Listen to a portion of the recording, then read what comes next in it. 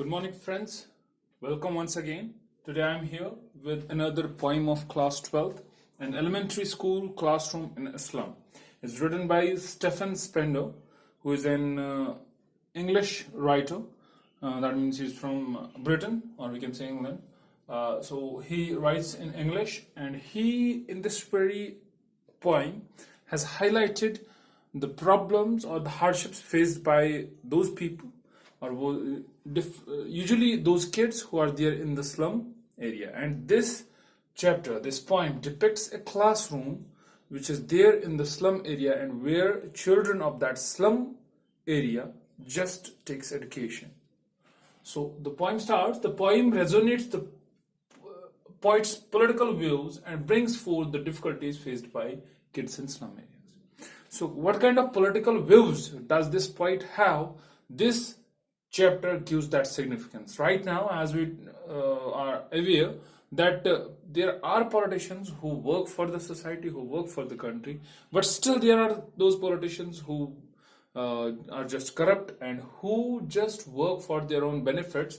That's why this poem, in this very poem, the writer, he says that we need those kind of people who will just work for these little kids, who will work for these downtrodden people. So the poem was written to highlight the social injustice prevailing in the world. So what social injustices there? Some are very rich people, some belong to the aristocratic class, some are very poor, some are middle class.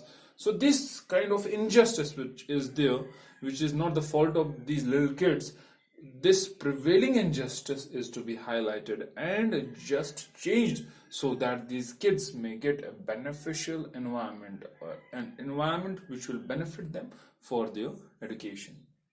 So the poet Stephen Spender gives a vivid description of a school classroom in a slum and the children in the class.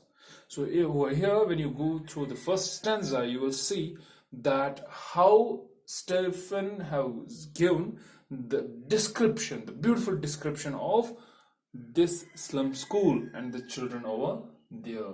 The faces of children are dull and gloomy because they belong to the poverty. They have seen hardships, they have seen problems in their life.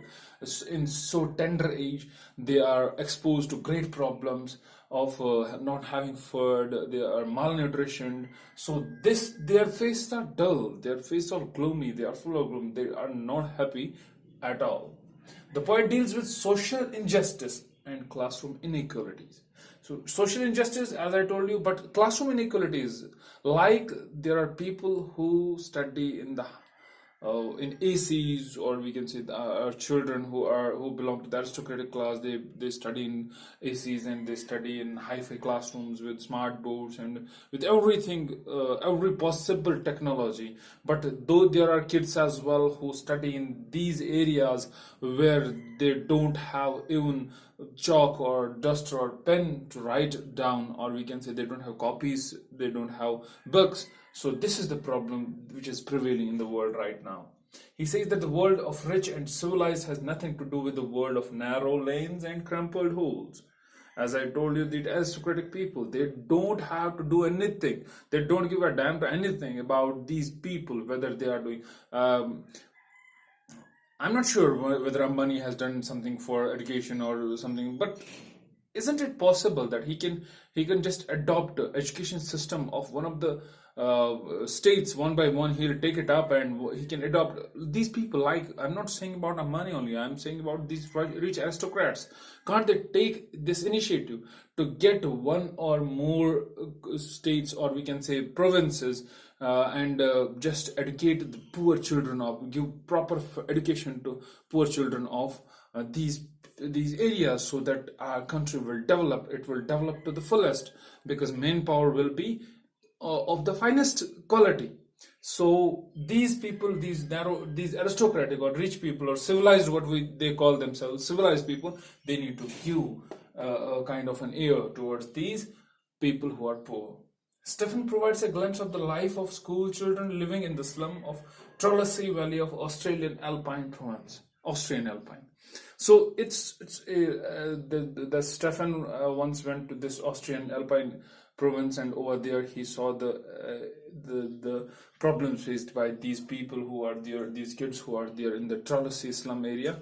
So he then only highlighted this very wrote this very chapter and highlighted this problem. He make a frantic appeal to the educated and affluent sections of the society to better the lot of the slum children through education. It will remove social injustice and class inequality. Look, class inequality here does not mean only in the class. Class inequality means that middle class, higher class, lower class, or we can say poor class. This class inequality should be reduced. He says he makes a very strong appeal to the people who are educated. He tells them to educate these kind of kids and give some time to these people, and give a kind of a proper we can say effort, so that these people will be able to learn something and they will be able to change their life. These slum children, it's only because of education that they can prove themselves and they can change their life. So we have to work for the betterment of their education, and then only we will be able to remove all these classes. So the poet wants to draw attention of everyone towards these kids, so that their lives can be improved and they get trained to become good citizens rather than criminals. Definitely, if we will be able to go for a good kind of response, if we will be responsible towards these kids, if we will be just benefiting them in one or the other way, if we will be providing them exposure, then definitely they will become good citizens rather than the criminals. Because if we will not be paying attention towards these people, if we will not pay attention towards these slum areas, definitely there will be a kind of criminals which will just born from there. Because why criminals? Because they, from their early childhood, they don't have food, they don't have any kind of facility. So what they do, they steal. So they start from this very thing and then come up to the stealing part and then become criminals. The kids in these slum areas face so much of hardships and betrayals in life that they consider every other human living on earth as their enemy.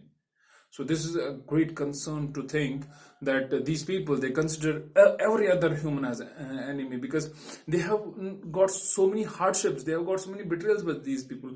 The politicians, they visit these slum areas and tell the people that we will do this very thing, that very thing, and when they get the votes, they don't ever come to these places.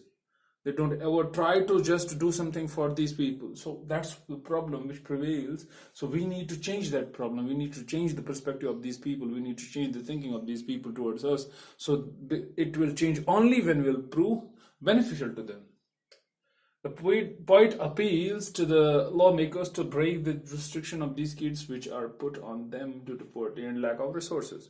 So now the poet, he just lawmakers, means government, he just appeals to the government to make such an effort so that these people will not just be always shackled into poverty and will not be always just we can say hurdled by poverty and lack of resources. We need to provide them a lot of resources so that they can develop. The poet wants these kids to experience every part of the world. He says they should go through white and green leaves. Here, the poet wants to experience them everything, experience the sand, experience the white and green leaves. White leaves means the books, and green leaves means the nature. He wants to just experience them. He wants them to experience everything of this very world. Now, there are certain literary devices, simile, where children are compared to rootless weeds. In the starting stanza, it is said that children are weeds, rootless weeds. So, simile, it is direct comparison.